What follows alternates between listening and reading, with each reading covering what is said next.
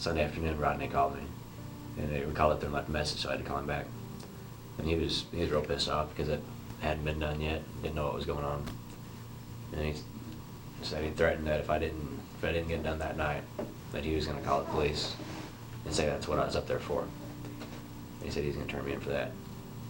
And so I told him, okay, I'll take care of it tonight. I'll do it.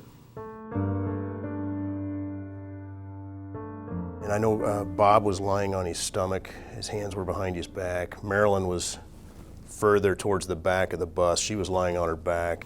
And then I told Bob that so I could get away without you guys. I didn't call the cops on me. I had him put duct tape on Marilyn's mouth around her head, and told her to make sure she can still breathe. And her hands were, I think they were tied with rope in front of her. And then I remember she had a big loop of tape. It wasn't just across her mouth, it was wrapped all the way around her head, because I can remember distinctly that her hair was stuck into the duct tape. That was quite evident. For some reason, that image stayed with me. First time I shot her, and I couldn't hear it, nothing like that. I was just spaced out kind of.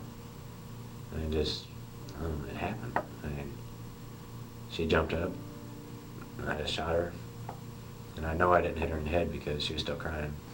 And then just within a split second, I just reached down and shot Bob in the back of the head, right around here somewhere. And then I noticed Marilyn wasn't dead yet. She was still crying. So I shot her in the forehead.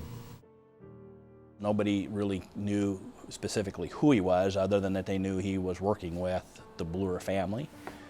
And so I think how we ended up finally getting his last name, I think it was Bo and or Jada both, had indicated that there's the association or how the parents got this Jeremy's need to come work was through Rodney Borashowski and Jamie.